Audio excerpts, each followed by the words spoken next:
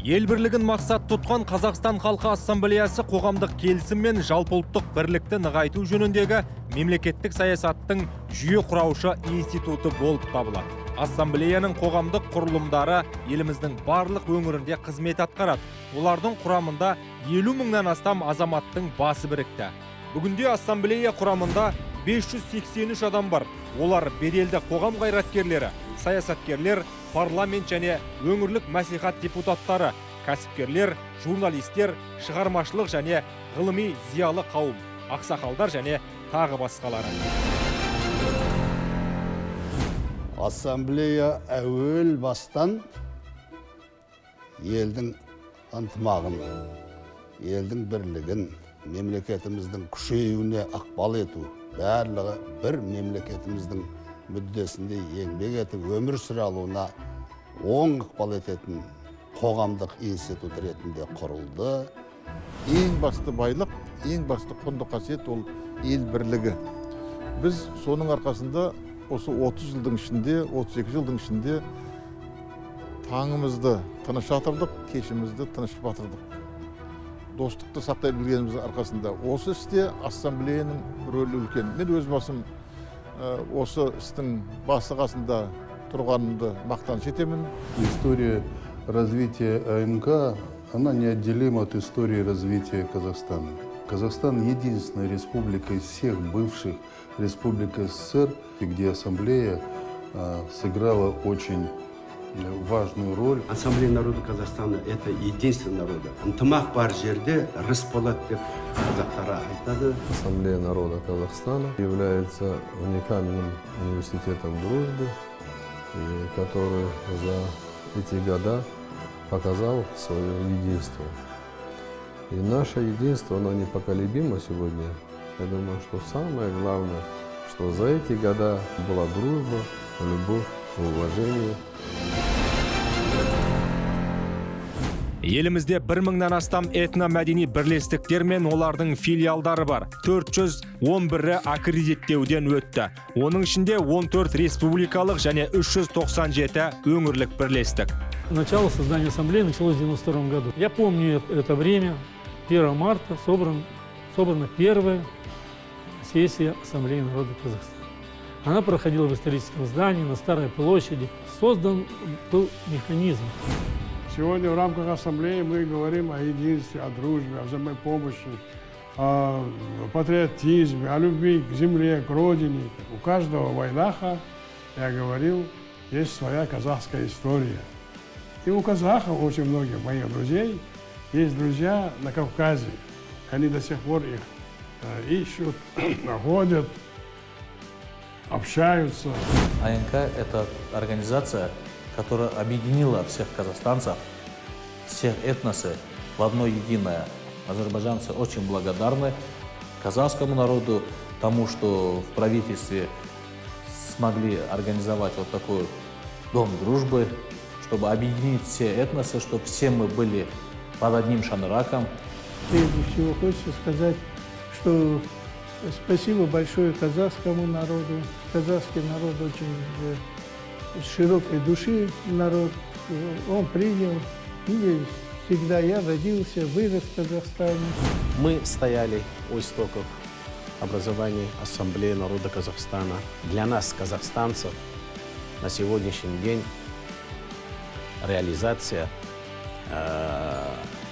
государственной национальной политики это является очень большим приоритетом. Мы планируем свое будущее в Казахстане. Мы верим в большое будущее нашей страны. Родина – это дом, земля, на которой жила и живет моя семья. Это родной край, его природа. Все то, что глубоко врезалось в памяти на всю жизнь и хранится в душе как самое сокровенное. Мы под руководством президента начали строить новый Казахстан. Для строительства нового Казахстана, справедливого Казахстана должен быть соответствующая благоприятная обстановка в нашем государстве. Спокойная обстановка должна быть, мирная обстановка должна быть. Вот это, еще раз повторяюсь, это фундамент нашего завтрашнего дня. Ассамблея народа Казахстана – это и есть народ Казахстана. Практически Ассамблея народа Казахстана участвует во всех приоритетных направлениях нашей страны. Это, и, будем говорить, и не только благотворительность, не только сохранение традиций и обычаев нашего народа, это практически во всех сферах деятельности. То есть есть прекрасные проекты «Память во имя будущего», проекты «Караван милосердия». Это работа, связанная и с поддержкой молодежи в нашем начинании, в нашем строительстве нового Казахстана. Бізге Қазақстан отанымыз барлық этносқа барлық мүмкіншілікті берді ғой. Өзінің тілін дамытуға, салт дәстүрін, мәдениетін сақтауға барлық мүмкіншілік берді. Ал енді біз басқа этнос өкілдері қалай өзіміздің рахметімізді қазақ еліне айтамыз? Сол үшін осы біздің Тәжіктердің республикалық этномәдени орталығы құрылып, мынау қазақтың тілін жақсы меңгеріп, қазақтың салт дәстүрін, мәдениетін мынау барлық этностар өзіміздің мына тәжік этносы жақсы білу үшін құрылған орталық. Қасиетті қазақ жерінде туылып өскеннен кейін осы жерге әрқашанда қызмет жасап жүруге дайынбыз. У нас как работал, так и работает со времени независимости принцип единства, многообразия, в основе которого лежит толерантность казахского народа. То есть стержнем этого всего этого принципа должен являться казахский народ. Роль Ассамблеи народа Казахстана, она не переоценима. Познаем обычаи друг друга, стараемся помогать друг другу, поскольку, вот как говорится в казахских пословицах, там, где есть единство, там есть расцвет и есть процветание. Надо вот это то, что мы имеем, его надо сохранить вместе, поддерживая друг друга и идти вперед. Только в единстве народа Казахстана мы можем построить новый Казахстан. Еліміздің өңірлеріндегі достық үйлері жанынан 19 медиация кабинеті, халықпен жұмыс істеуге арналған 443 диалог алаңы жұмыс істейді. Тек өткен жылдың ішінде 10 мыңға жуық өтініш қаралды. Оның 70% құқықтық консультация кезеңінде шешілді. Қалғандары бойынша медиативтік келісімдер жасалды. Қазіргі күнде медиация саласы бойынша жалпы, нақты айтатын болсақ, ол этномедиация саласы бойынша республикамызда әрбір аумақтарда кеңестер құрылған, республикалық көлемде өз жұмысыны сондай республикалық кеңес атқарып келе жатыр. Мемлекет басшысының тапсырмасы бойынша этномедиатор келіссөз жүргізушілер институты құрылуда. На курсах мы обучаем навыкам этномедиативных коммуникаций лиц, участвующих в предупреждении и урегулировании конфликтных ситуаций на местах. Деятельность Ассамблеи народа Казахстана, самого института дипломатии, она является всемирно признанным институтом дипломатии, как институт общественного согласия и межэтнического единства. 2009 жылы Қазақстан халқы ассамблеясы қызметін ғылыми талдамалық жағынан қамтамасыз ету мақсатында ассамблеяның ғылыми сарапшылық кеңесі құрылды. Өңірлерде 360-қа жуық сарапшыны біріктіретін Қазақстан халқы ассамблеясының 18 ғылыми сараптамалық тобы мен 42 кафедрасы жұмыс істейді. Ассамблея бүкіл халықтың мүддесін қорғайды. Ассамблея деген бұл үлкен ғылыми сараптамалық жұмыс. Мен өз басым көп жылдар бойы осы өңірлік ассамблеяда, орталық ассамблеяда осы ғылыми сараптамалық жұмыспен айналысып жатырмын. Себебі осы жұмыстың терең ғылыми негізі болу керек. Кафедры появились во всех регионах на базе государственных университетов и колледжей. И вот наша карта показывает о том, сколько и где такие кафедры функционируют. Қазақстан халқы ассамблеясының жанында бір республикалық журналистер клубы және 17 өңірлік журналистер клубы жұмыс істейді. Өңірлердегі журналистер клубы мүшелерінің жалпы саны 255 адам. Республика бойынша 52 этникалық бақ тіркелген. Журналистер клубы жыл сайын этносаралық бірлік пен ынтымақтастықты нығайтуға бағытталған 10 мыңға жуық материал жариялайды. Қазақстан халқы ассамблеясы идеясы бұл тамаша ғажап идея. Этностарды қадірлеу, құрметтеу деген нәрсе ол біздің бұрыннан қанымызда бар. Біріншіден тарихи біздің ерекшеліктеріміз, жалпы Қазақстанның өзі үлкен дәліздің үстінде орналасқан, бағзы заманнан, мынау жібек жолы заманнан қалыптасқан дәстүр. Бер жағында, мысалы шәкәрімді алатын болсақ, өлеңдерін жазады. Өзімшіл болма, ардақта, адамның бәрі өз халқым дейді. Республикамызда жастардың тәрбиесі мен отбасы институтын күшейтуге, рухани адамгершілік құндылықтарды насихаттауға бағытталған 1847 аналар кеңесі жұмыс істейді. Оның құрамына 13 мыңнан астам адам кіреді. Кең байтақ еліміздің барлық өңірлерінде ұлттық мұра құндылықтарын қазіргі мәдени жетістіктерімен ұштастыратын мәдениетті ана, мәдениетті ұлт жобасы жүзеге асырылуда. Негізгі біздің қағидатымыз ол ана мәдениетті болғанда бала мәдениетті болады. Яғни аналардың өздері болмыстарын мәдениетке келтіре отырып, біз жалпы ұлтты ұрпақты тәрбиелейміз деген сондай үлкен алдымызда мақсатымыз бар. Аналар кеңесі бүгінгі күні тек қана тәрбиелік шаралары емес, сонымен қатар салауаттандыру мәселелері бойынша үлкен жұмыстар атқарып жатыр. У нас есть бесплатные курсы казахского языка. Есть дискуссионный клуб «Мамле», куда приходят все этносы, желающие. И мы каждый раз, месяц раз мы проводим, и каждый раз бывают новые темы. И этносам это интересно. У нас двери открыты для любого ребенка, даже взрослого, который желает учить язык.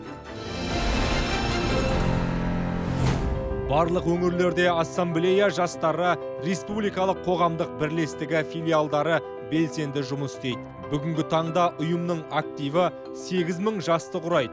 Ассамблея жастарының Social Assembly, бірлік тілі, ел мұрасы, таза орта, қасиетті парыз, жастар медиа атты 6 магистральдық бағыт бойынша кешенді дамуы көзделген. Молодежная организация Ассамблея Жастары на сегодняшний день является одним из приоритетных направлений деятельности Ассамблеи народа Казахстана.